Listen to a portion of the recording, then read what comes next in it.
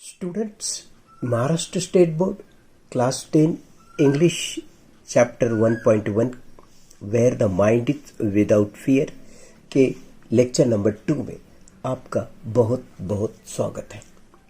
Friends, आज के lecture में हम वार्मिंग अप और इंग्लिश वर्कशॉप के question number 1 to question number 6 तक सभी क्वेश्चन के सॉल्यूशन देखने जा रहे हैं।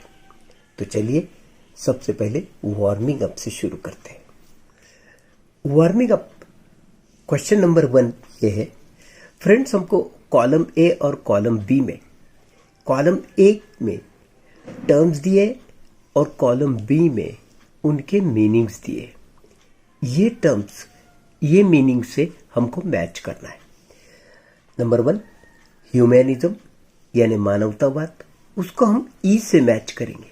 That means a rationalistic outlook towards humans rather than a divine or supernatural one. Second वाला है पैट्रियोटिज्म यानी देश प्रेम, उसको हम सी से मैच करेंगे यानी quality of being patriotic, vigorous support for one's country. फिर है इंटरनेशनलिज्म यानी अंतरराष्ट्रीयता, इसको हम डी से मैच करेंगे यानी स्टेट और process of being international. Fourth है लिबरलिज्म यानी उदारतावाद, उसको हम बी से मैच करेंगे यानी होल्डिंग लिबरल व्यूज। फिर है फिफ्थ एनवायरमेंटलिज्म यानी पर्यावरणवाद, उसको हम ए से मैच करेंगे यानी concern about and action aimed at protecting the environment। ठीक है। Number 1 humanism, a rationalistic outlook towards humans rather than a divine or supernatural one। patriotism, quality of being patriotic, vigorous support or for one's country। internationalism, state or process of being international। liberalism, holding liberal views। environmentalism यानी concern about and action aimed at protecting the environment। ठीक है। अभी question number 2 में हमको कुछ poem के types समझना होंगे। क्वेश्चन नंबर 2 शुरू करने से पहले हम वो पोएम के टाइप्स देखेंगे।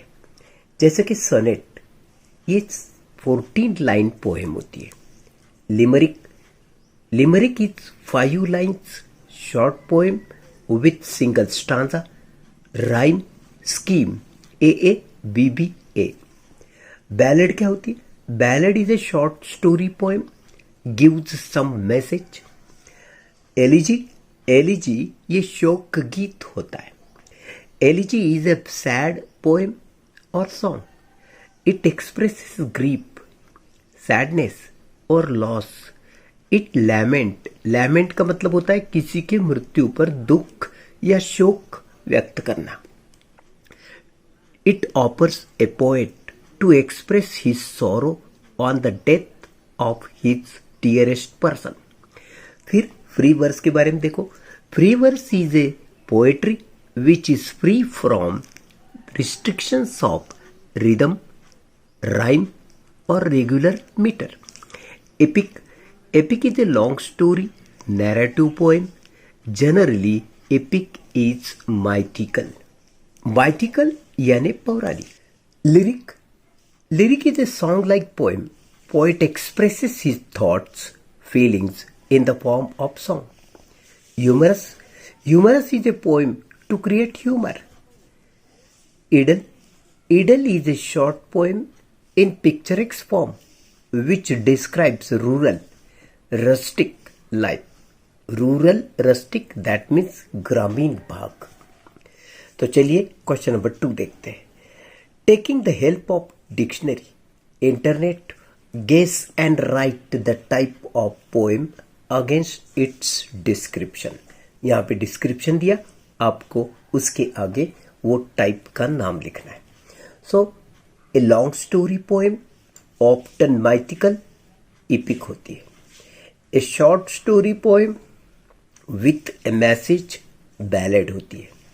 ए पोएम ऑफ 14 लाइन्स सोनेट होती है। A song like poem lyric.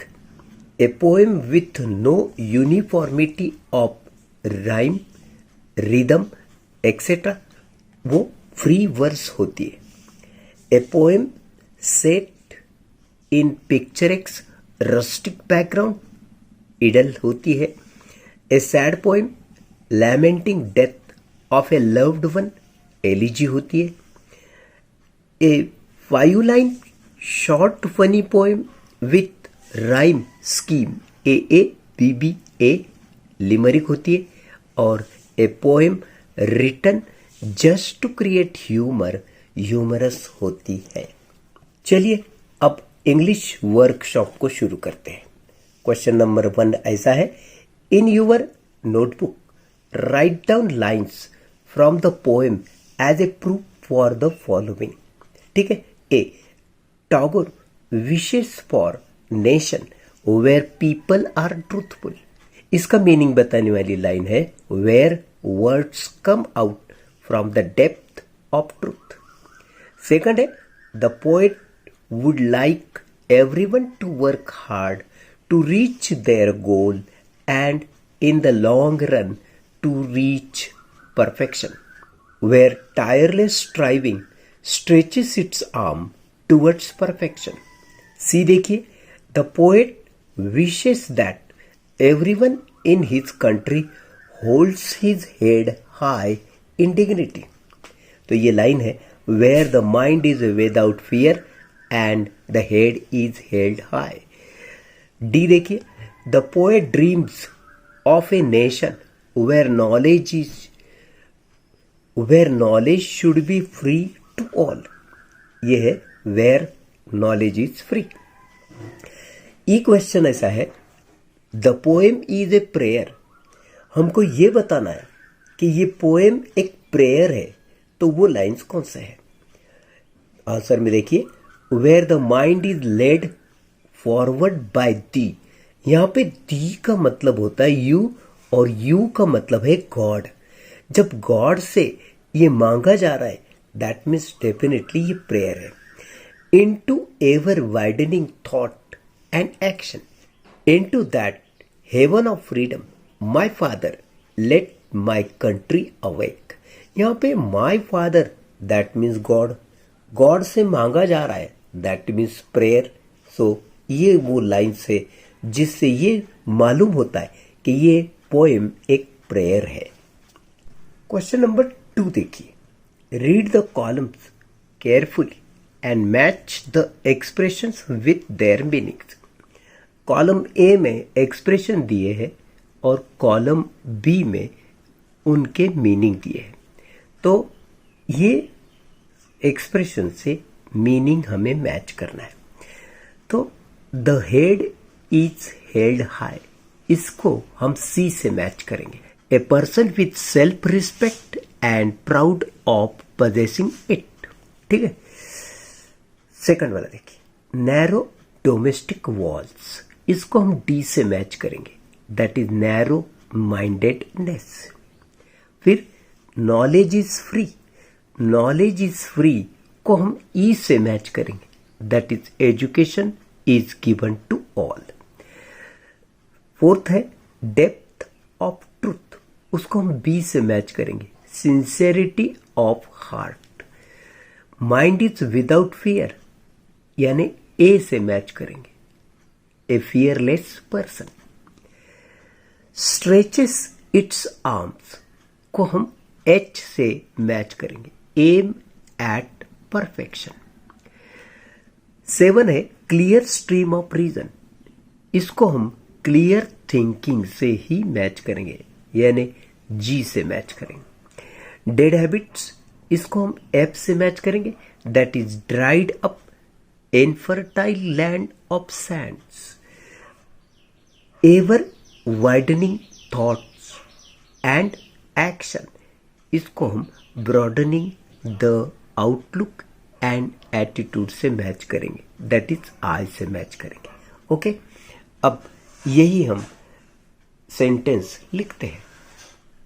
तो देखिए क्वेश्चन नंबर 2, हमने एक्सप्रेशन को उसके मीनिंग से मैच किया। Number 1, head is head high, a person with self respect and proud of possessing it. Narrow domestic walls, narrow mindedness. Knowledge is free, education is given to all. Depth of truth, sincerity of heart. Mind is without fear, a fearless person stretches its arms, aim at perfection. Clear stream of reason, clear thinking. Dead habits, dried up, infertile land of sands, and ever widening thoughts and action, that means broadening the outlook and attitude. Question number 3A देखिए, answer the following questions in your own words. A, how is the world broken into fragments? ये world fragments में, टुकड़ों में कैसे बटा है? The world is broken into fragments by narrow domestic walls of religion, language, caste, class, color in societies of countries in the world.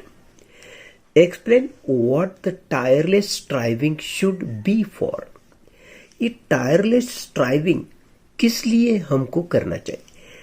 In this poem, Rabindranath Tagore expects countrymen should do continuous hard work and struggle to achieve his goal, that is perfection. Question C देखिए, where words come out from the depth of truth. Depth of truth से ये word कहाँ से आएंगे?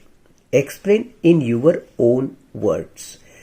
Here where the words come out of from the depth of truth, इसका मतलब क्या हुआ? People should speak true by heart or they should be honest. Question D देखिए, who is thee in the poem. ये poem में thee कौन है? What does the poet appeal to thee to to. और इस पोएम में ये poet दी से क्या अपील करना चाहता है? In this poem the means God. Poet appeals God to awake his countrymen for total freedom of good thoughts, good words, good deeds, while respecting those of others. Question 3A में E question देखिए, what qualities did the poet wish to inculcate in his countrymen? Inculcate यानी मन में बैठाना. Poet countryman के मन में क्या क्वालिटीज बैठाना चाहता है? आंसर देखिए, the poet wants to inculcate fearlessness, education, truthfulness, hard working and continuous efforts to achieve his goals, good thoughts in his countryman. Question 3B, write in your notebook your own response and justify where needed. अब देखिए question A, is the poem prayer for India alone. क्या ये poem सिर्फ India के लिए ही prayer है? No, this poem is not prayer for India alone, but it is prayer for all Nations in the world, because most of the Nations in the world are facing the same problem for which poet prays to God in this poem. अब ये poem सिर्फ India के लिए prayer क्यों नहीं है? इसलिए कि जो प्रॉब्लम्स पोएट ने इस पोएम में बताए वो प्रॉब्लम पूरी दुनिया उससे फेसिंग कर रही है. इसके लिए पोएट पूरी दुनिया के लिए ये प्रेयर करता है. What should the words we speak reflect? The words we speak should reflect our truthfulness. Question C देखिए, what should people keep on widening? How can it be done? People should keep on widening their knowledge, thoughts. This can be done by taking education, also by leaving all forms of superstitious beliefs and old traditional custom which are harmful to our society. Question D. From what darkness of night should our nation awake? Answer. Our nation should awaken from the darkness of illiteracy, barriers of religions, caste, class, societies, superstitious beliefs, and old customs which are harmful for human being. Question E. What attributes of Rabindranath Tagore does the poem reflect? तो ये poem में रविंद्रनाथ टैगोर के कौन से गुण हमें दिखाई देते हैं? आंसर देखिए. The poem reflect Rabindranath Tagore's patriotism, care for welfare of countrymen as well as the people in the world, broad outlook, sense of importance of continuous efforts and hard work, opposition for superstitious old traditional harmful customs. Question F देखिए. What effect does the repetition of the word where at the beginning of each line? Her line की शुरुआत में where ये शब्द repeat करना poem पे क्या effect दर्शाता है? The repetition of the word where at the beginning of each line gives musical effect to the poem. Question number 4 देखिए. Read the poem carefully and complete the table after the discussion in pairs. 1 is done for you. एक table हमको दिया है. ये table में यहां पे concept in the poem दी है, उसकी प्रेजेंट सिचुएशन पोएम में क्या है वो बताई है, और एक्सपेक्टेड यानी अपेक्षित यानी आइडियल सिचुएशन क्या होनी चाहिए ये हमको लिखना है. नंबर 1 जो है वो बुक में हमको बताया है, इस तरह से बचे हुए हमको करने. जैसे कि नंबर 1 माइंड. पोएम में बताया है mind is full of fear. कैसा होना चाहिए? फियरलेस माइंड होना चाहिए. ये एक्सपेक्टेशन है, ये अपेक्षा है कि माइंड हमेशा फियरलेस होना चाहिए. अब देखिए हेड. पोएम में बताया है हेड इज बोर्ड डाउन.